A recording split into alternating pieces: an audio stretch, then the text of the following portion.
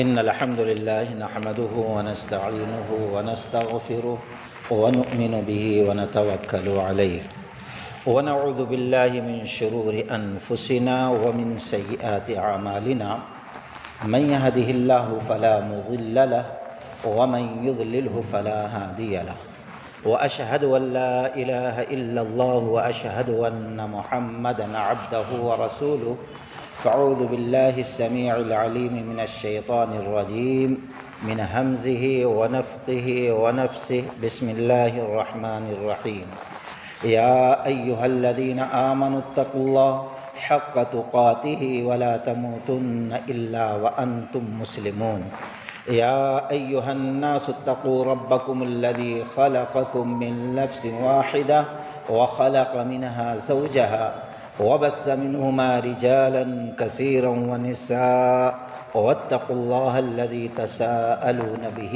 والأرحام إن الله كان عليكم رقيبا يا أيها الذين آمنوا اتقوا الله وقولوا قولا سديدا يصلح لكم أعمالكم ويغفر لكم ذنوبكم ومن يطع الله ورسوله فقد فاز فوزا عظيما أما بعد فإن خير الحديث كتاب الله وخير الهدي هدي محمد صلى الله عليه وسلم وشر الأمور محدثاتها وكل محدثة بدعة وكل بدعة ضلالة وكل ضلالة في النار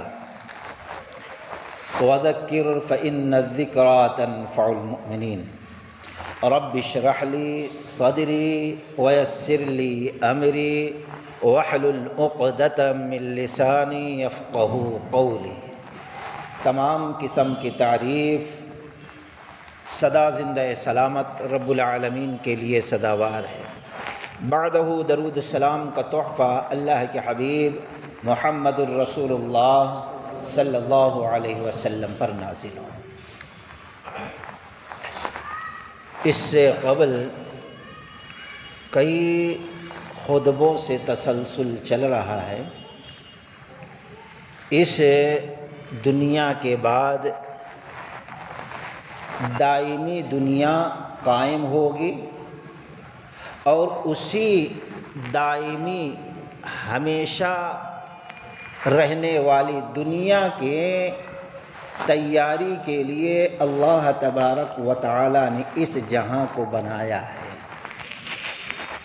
انسان کو بنایا، جنات کو بنایا اور ان کے لیے ساری چیزیں بنا دی سہولت کے لیے۔ اور اس سفر کی شروعات اس وقت سے ہوتی ہے جب انسان موت کا نوالا بنتا ہے۔ ذرا وہ منظر سوچو کہ ایک انسان سکرات کے عالم میں ایسی تکلیف جس کو تکلیف پہنچتی ہے وہ تکلیف بیان کرنے کے لیے وہ زندہ نہیں رہتا، اور اس تکلیف کو کائنات میں کوئی ہے نہیں کہ اس کا اندازہ کر سکے۔ صرف ہمارے اسلاف نے بتا دیا ایسا جیسے زندہ ہو اور اس کے چمڑے کو نکالا جائے تکلیف کیسے ہوتی، یا زندہ پرندے کو کھولتے ہوئے تیل میں ڈال دیا جائے تو کیا حالت ہوتی ہے۔ موت جب آتی ہے، روح نکالتی ہے تو یہی کیفیت رہتی ہے۔ ایک مثال کے ذریعے بتایا گیا ہے۔ اور پھر تکلیف پر تکلیف کہ ایک انسان کے جتنے چاہنے والے جن سے وہ محبت کرتا ہے چھوٹ رہے ہیں۔ تنکا پوری زندگی محنت کر کے گھر بنایا رہتا ہے، جائیداد، آج وہ سب کے سب چھوڑنے کا وقت، کیا تکلیف ہوتی ہے۔ اس منظر کو دوستو یاد کرو، وہ منظر کسی سے چھٹنے والا نہیں ہے، سب وہاں پہنچیں گے۔ اور پھر اس کے بعد قبر کی تاریکی 2 گز زمین کے نیچے ہوں گی، جس وقت ہم کو اٹھا کر بٹھایا جائے گا، آنکھ کھلے گی، اندھیرا ہی اندھیرا، اور پھر وہ فرشتے ہوں گے منکر نکیر سوال کرنے والے۔ وہ منظر کیسا ہوگا کوئی اس کو بیان نہیں کر سکتا۔ اور پھر اس کے بعد وہاں سے جب اٹھیں گے تو میدان محشر کی نفسی نفسی کا عالم ہوگا، اور پھر اس کے بعد جب حساب کتاب کی نوبت آئے گی اللہ تعالی کھڑے ہی کھڑے حساب لینے لگے کہ ایک ایک چیز کا، جب سے پیدا کیا موت تک، اس وقت تک کوئی انسان حل نہیں سکتا۔ یہ مناظر کو یاد کر کے ہم زندگی گزاریں دوستو۔ بات یہاں تک پہنچی تھی، ایک چھوٹی سے چھوٹی چیز بھی ہے تو اللہ تعالیٰ اس کے بارے میں حساب لے گا کہ یہ نعمت ہم نے تم کو دی تھی، کیا کیا تم نے۔ اس کے بعد کا جو مرحلہ آتا ہے وہ میزان کا آتا ہے۔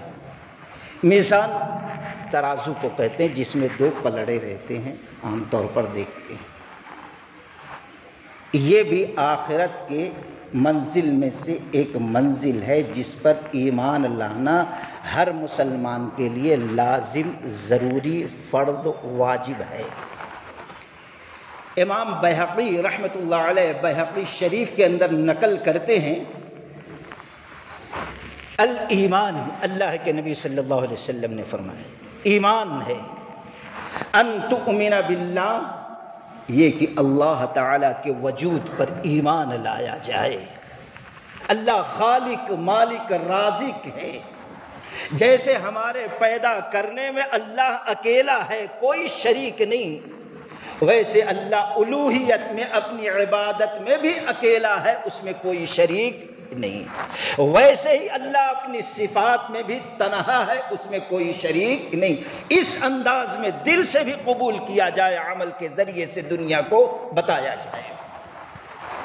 وملائکتہ، اور فرشتے بھی اللہ کی مخلوق ہیں جن کو اللہ نے نور سے بنایا، اور جس فرشتے کے اوپر جو ذمہ داری عائد کر دی وہ بخوبی نبھا رہے ہیں۔ اور کتابوں پر تورات، زبور، انجیل، قرآن، صحیفہ ابراہیم، صحیفہ موسیٰ، ایمان کہ اللہ کی جانب سے آئی، سب پر ایمان لانا، لیکن تلاوت کے لیے، عمل کے لیے صرف اور صرف قرآن ہے۔ ورسلی، اور سارے انبیاء اور رسول پر ایمان لانا، سب برحق تھے، سب اللہ کے پیغمبر تھے، ایمان سب پر ایک جیسا، لیکن اطاعت، اتباع کے لیے سوائے محمد الرسول اللہ صلی اللہ علیہ وسلم کے کسی اور کی طرف نہ دماغ جانا چاہیے، نہ نگاہیں جانا چاہیے، نہ رخ ہمارا ہم موڑیں۔ ورسلی، رسولوں پر ایمان۔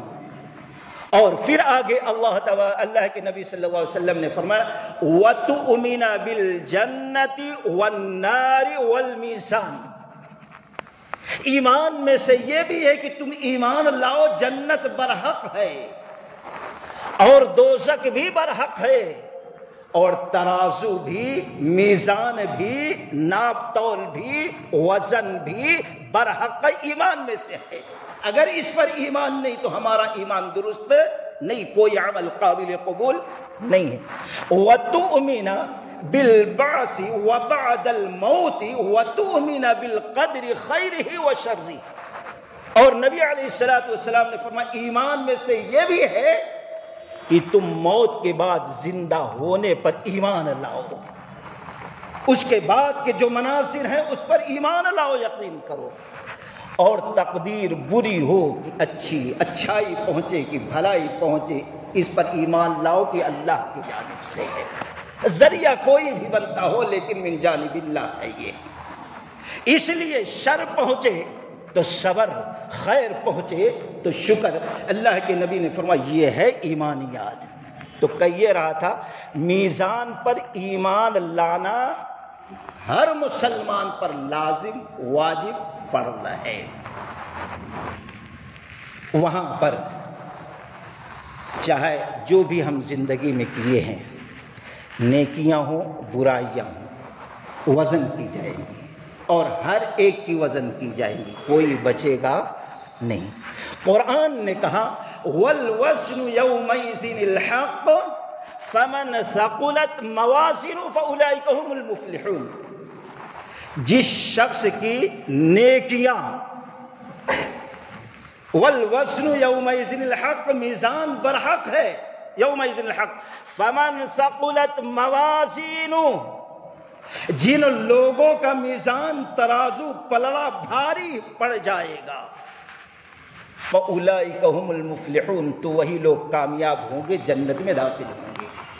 وَمَنْ خَفَّتْ مَوَازِينُهُ، اور جن لوگوں کا ترازو کا پلڑا ہلکا پڑ جائے گا، اٹھ جائے گا، نیکیاں کم برائیاں زیادہ ہوگی، وَأُولَئِكَ هُمُ الْخَاسِرُونَ، وہ نقصان اٹھانے والوں میں سے ہوگا۔ سورہ انبیاء میں فی جہنم، وہ دوزخ کے اندر داخل کر دیا جائے گا۔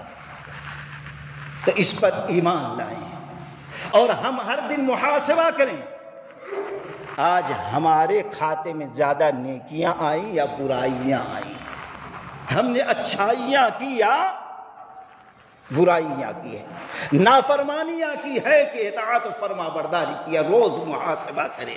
دوستو، امام ترمذی رحمۃ اللہ علیہ ترمذی شریف کے اندر نقل کرتے ہیں، راوی حضرت عائشہ رضی اللہ تعالی عنہا ہیں، وہ کہتی ہیں کہ ایک صحابی رسول اللہ کے نبی صلی اللہ علیہ وسلم کی خدمت میں آئے، سامنے بیٹھ گئے۔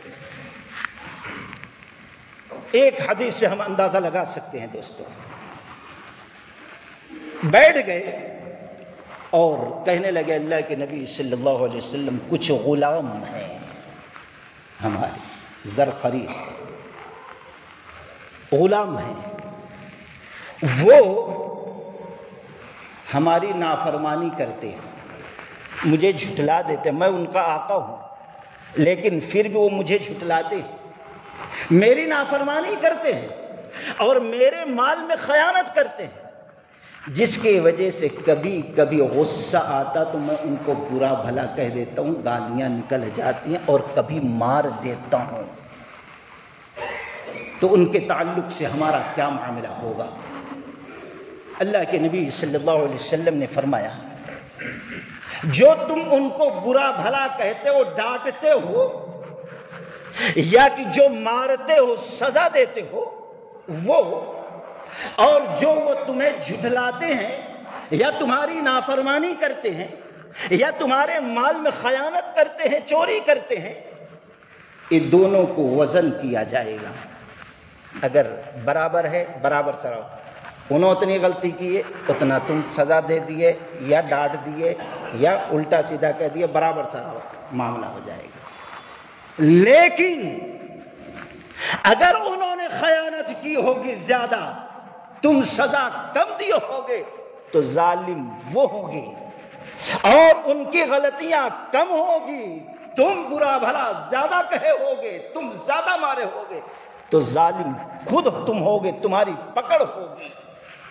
اور پھر یہ جب سنا، وہ صحابی رسول بازو ہو کر زار و قطار رونے لگے، آنکھوں سے آنسو، سسکیاں بن گئی، ہچکیاں بن گئی۔ نبی رحمت صلی اللہ علیہ وسلم نے اپنے نظر مبارک کو ڈالا اور کہا، جو میں نے کہا ہے اگر یقین نہیں آتا تو قرآن کی آیت پڑھ لو، وَنَضَعُ الْمَوَازِينَ الْقِسْطَ لِيَوْمِ الْقِيَامَةِ فَلَا تُظْلَمُ نَفْسٌ شَيْئًا، سورہ انبیاء۔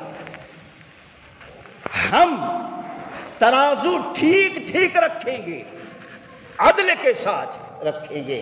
وَنَضَعُ الْمَوَازِينَ الْقِسْطَ لِيَوْمِ الْقِيَامَةِ، قیامت کے دن ترازو ایک دم ٹھیک ہوگا، اور جب ہم ترازو کریں گے اچھائیاں اور برائیاں تو کسی پر ظلم نہیں ہوگا، ذرہ برابر کی۔ جب یہ آیت سنا صحابی رسول نے اللہ کے رسول صلی اللہ علیہ وسلم کی زبان سے، تو کہنے لگے اللہ کے نبی صلی اللہ علیہ وسلم، میرے خیال میں یہ بات آئی ہے جو ہمارے حق میں بھی بہتر ہے، میرے غلاموں کے حق میں بھی بہتر ہے، میں ان کو چھوڑ دوں، آزاد کر دوں، تاکہ نہ میری نیکیوں میں کمی ہو یا کہ ان کی برائیوں میں اضافہ ہو، وہ پکڑے جائے یا میں پکڑا جاؤں، مناسب نہیں ہے۔ اللہ کے نبی نے خوشی کا اظہار کیا، ڈر کیا ہوتا ہے، خوف کیا ہوتا ہے، خشیت کیا ہوتی ہے۔ آج ہم کتنے لوگوں کے ساتھ ظلم ستم کرتے ہیں، لیکن ہمیں کبھی خیال نہیں آتا وہاں کا، ہم سمجھتے ہیں سب معاملہ ہے، آخرت بھول گئے۔ شرم آتی ہے دوستو آج کل جو ہر ایک کی زبان پہ ہے۔ اللہ شاہد کہ میرے دل میں شرارت ہو، مگر دیکھا نہیں جاتا کہ اپنی ہی قوم غارت ہو۔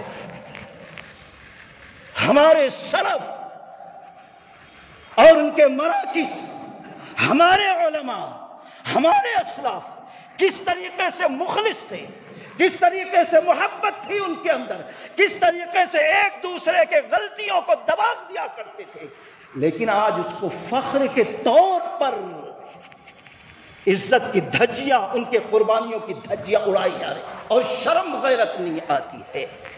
یہ کیوں ہو رہا ہے؟ آج جو سلفی جہاں پر موجود ہے اس کو سن رہا ہے، ہفتے کے معاملے کو دیکھ رہا ہے، اللہ کی قسم 50 لوگوں نے کہا دل میں شرم آتی ہے، ہم باہر نکلے کیسے، ان کی باتوں کو سنے کیسے، ہمارے تانے، ان کے تانے ہم کیسے سنیں۔ لیکن ان بد نصیبوں کو شرم اور حیا نہیں آتی۔ کیوں ایسا ہو رہا ہے؟ ایک تو یہ ہم نے سلف اور حدیث قرآن کا راستہ چھوڑ دیا۔ قرآن حدیث یہ کہتا ہے، شریعت یہ کہتی ہے جو مانگے مقام مرتبہ اس کو مت دو، لیکن ہم نے دیا ہم نے، نتیجہ یہ ہے دوسرے ایسے لوگوں سے اللہ کے نبی صلی اللہ علیہ وسلم نے دوری کا اختیار کا اعلان کر دیا۔ امام ابن حبان رحمۃ اللہ، لیس منا، وہ ہم میں سے نہیں ہے، وہ ہم میں سے نہیں ہے، ہمارا اس سے تعلق ختم، ہمارے راستے سے وہ ہٹ گیا۔ کون؟ من لم یرحم صغیرنا ولم یؤکل کبیرنا ونعرف لعالمنا، وہ شخص ہٹ گیا جو چھوٹا ہو، بڑوں کی عزت، وہاں بڑے بھی موجود ہیں، بڑے بھی موجود ہیں، جو چھوٹا بڑوں کی عزت نہ کرتا ہو، احترام نہ کرتا ہو، ان کے تقدس کو پامال کرتا ہو، اور جو بڑا چھوٹوں پر شفقت کا، رحم کا، عزت کا معاملہ نہ کرتا ہو، اور جو ہمارے عالموں کے مقام کو، مرتبے کو نہ پہچانتا ہو۔ شرم آتی ہے اللہ کی قسم ویڈیو دیکھ کر دوست، جس طریقے سے اس بیچارے کی اس طریقے سے دھلائی ہوئی، جو بھی دیکھتا ہے یہ ہے کیا، یہ کرنے والے کون ہیں، کون سا ایسا گناہ ہو گیا، کون سی ایسی چیز ہو گئی دوستو۔ علماء کے مقام کو کہاں پہنچانا، جس قوم نے نہ پہچانا ان کے مرتبے کو، اللہ کے نبی نے کیا فرمایا، ایسا شخص سے جو اسلام کے حالت میں زندگی گزارتا ہو، اس کے بال سفید ہوں، اسلام فرما برداری کی حالت میں، اس کی عزت، اس کا مقام، اس کا مرتبہ، اس کا احترام کوئی کرتا ہے تو گویا اللہ کا احترام کر رہا ہے۔ یہ مقام ہے، یہ مقام ہے۔ اور ہم نے کیا پیغام دیا ہے اپنے مراکز سے دوستو۔ اور پھر اللہ کے نبی علیہ الصلوۃ والسلام آگے فرماتے ہیں، جو شخص عدل کرتا ہے، انصاف کرنے والا، حاکم، رہبر، بادشاہ عدل کرتا ہے، اس کی عزت، اس کا احترام اور رب کا احترام ہے۔ اللہ نے ان کی عزت کو اپنی عزت کے ساتھ جوڑ دیا ہے۔ جو قرآن کا حافظ ہے، عالم ہے، اس قرآن کی تعلیم کے مطابق اس کی زندگی گزر رہی ہے، اس کی عزت، اس کا احترام، اللہ کی قسم اللہ کی عزت ہے، اللہ کا احترام ہے۔ کسی مولوی کا فتویٰ نہیں ہے، رب کی نبی علیہ الصلوۃ والسلام کی زبان سے نکلے ہوئے الفاظ ہیں۔ اگر یہ ہے مثبت، تو اگر ان لوگوں کے ساتھ جہالت، بد اخلاقی، مار پیٹ کا معاملہ کیا جائے تو ظاہر بات ہے یہ اللہ تعالیٰ کے ساتھ کیا جا رہا ہے، نعوذ باللہ من ذالک۔ کیا کہیں گے ایسے لوگوں، کیا کہیں گے؟ نبی کی حدیثوں کو سامنے نہ رکھا، وہاں سے اپنا تعلق توڑا، ایک ٹیڑھا ہوا راستہ، تو انجام یہاں تک ہم پہنچ گئے دوستو، انجام ہمارا یہاں تک۔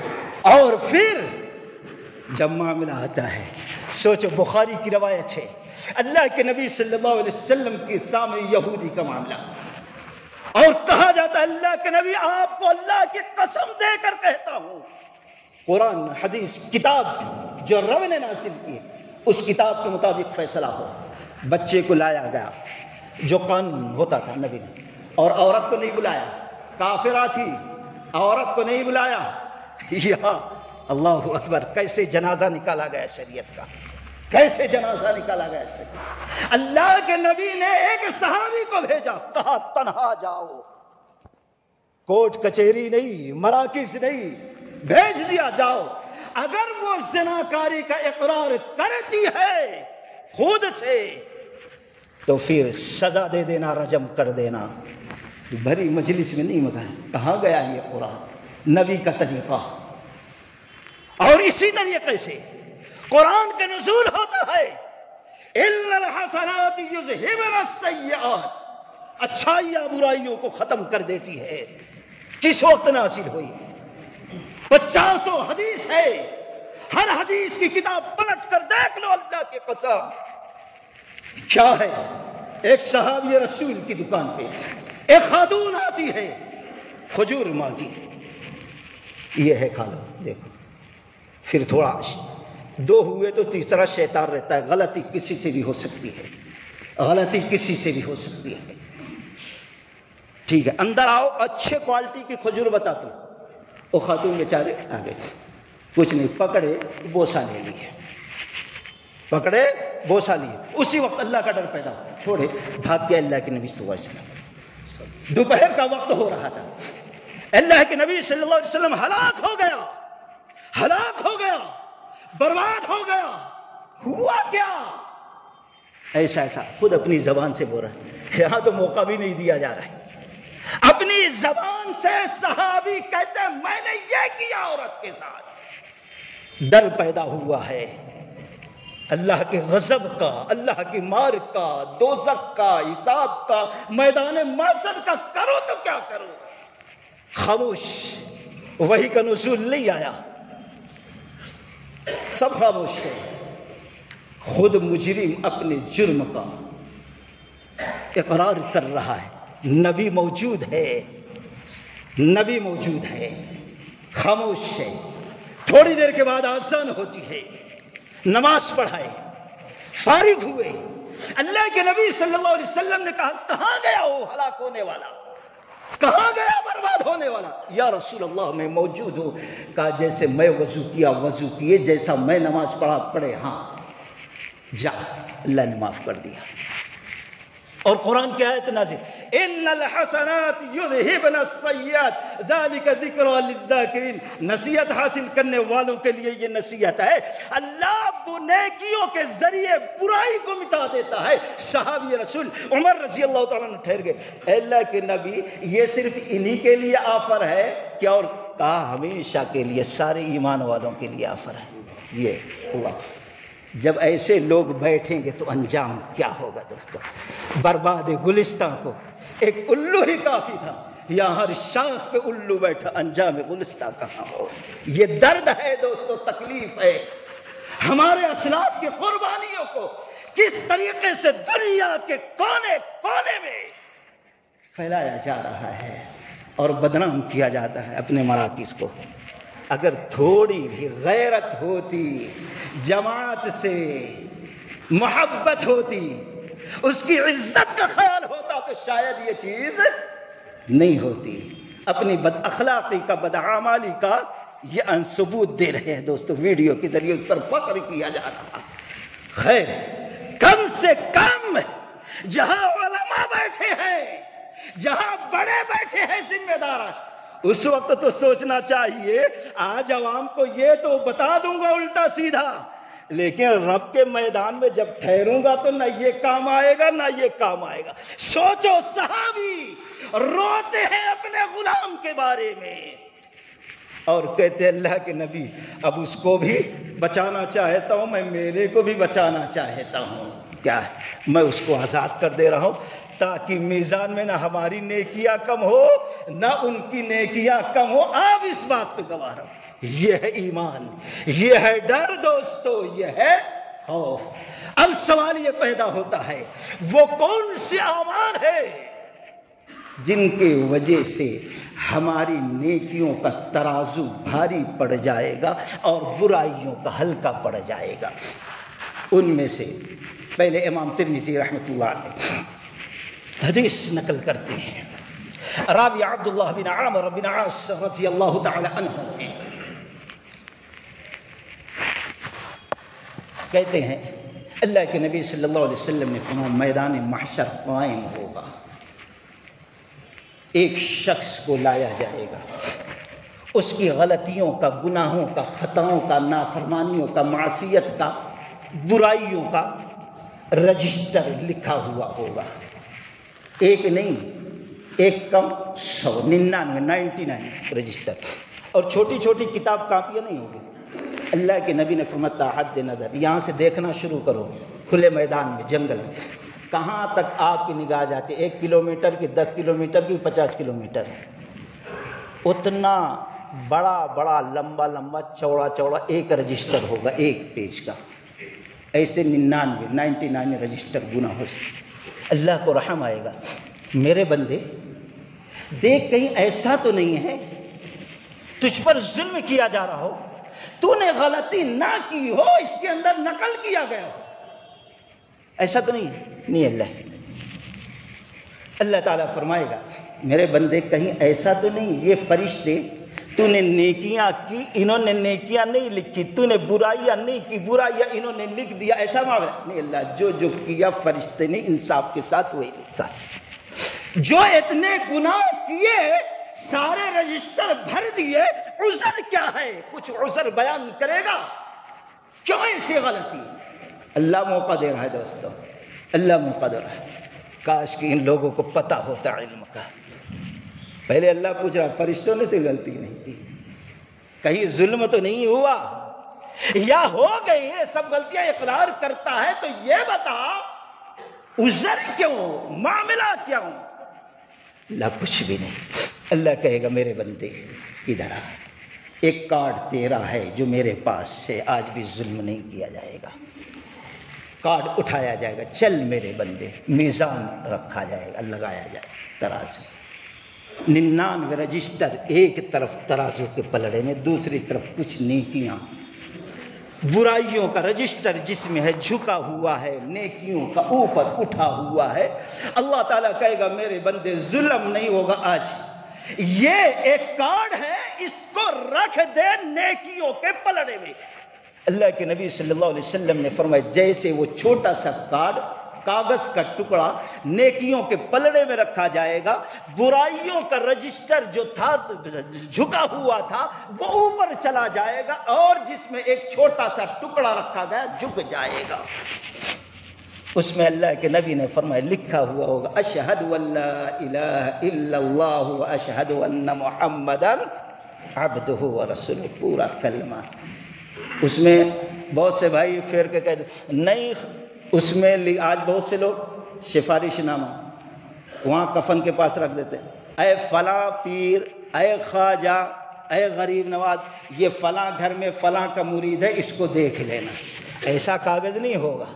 اشہد ان لا الہ الا اللہ، یہ جو دنیا کے اندر دل کی گہرائی سے، خلوص سے، اللہ کی رضا سے تڑپ کے پڑھا تھا اشہد ان لا الہ الا اللہ، اور پھر اس پر زندگی بھی گزارا، رب کی عبادت بھی کیا، رب کا دستور بھی مانا، رب کے قانون کو بھی مانا، رب کے قانون کے علاوہ دوسرے کے دستور کو اپنے پاؤں پر رکھ کر اچھال دیا، اس کی حقیقت کو نہ مانا نہ سمجھا، اس کے بعد محمد الرسول اللہ دل سے گواہی دی کہ اللہ کے نبی صلی اللہ علیہ وسلم اللہ کے بندے ہیں، رسول ہے، ہمارے رہبر ہے، ہمارے رہنما ہے، ہمارے پیشوا ہے، ان کی اطاعت، ان کی اتباع فرض ہے۔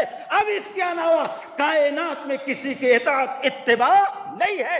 اگر کسی کی بات قبول کیا جائے گا، مانا بھی جائے گا، پیشانی کا نور بنایا جائے گا، تو اس نبی جس کی رسالت کے، امامت کے، رہبری کی گواہی میں دے رہا ہوں، اس کے حکم کے تابع اس کی بات ہوگی، مانا جائے گا، نہیں تو اٹھا کر بولنے والے، کہنے والے کے منہ پہ مار دیا جائے گا۔ اس کے مطابق اس نے زندگی گزارا ہوگا۔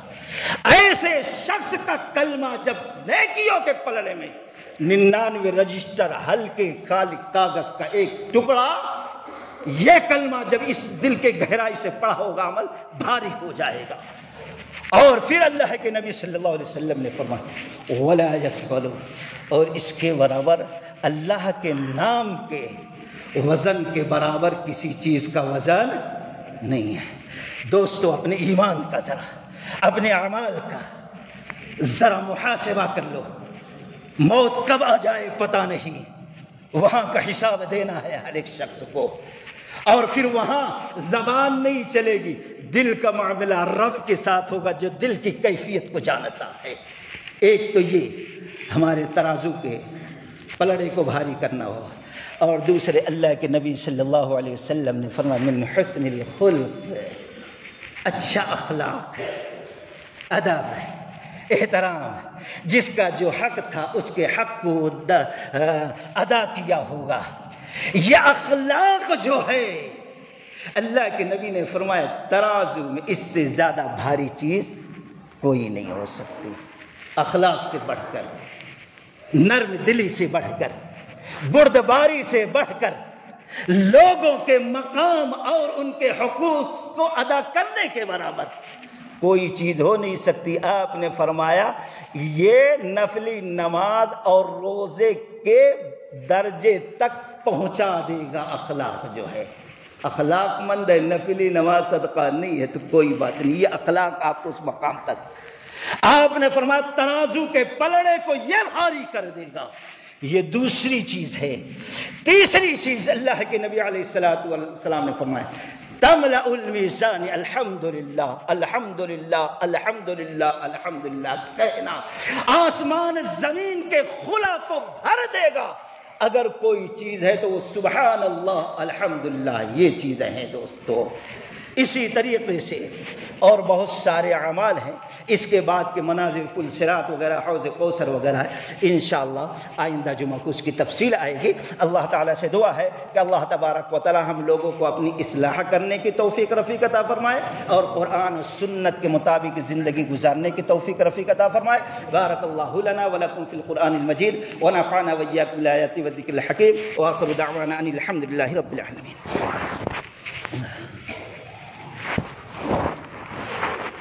الحمدللہ وحدہ والصلاة والسلام علی من لا نبی بعدہ۔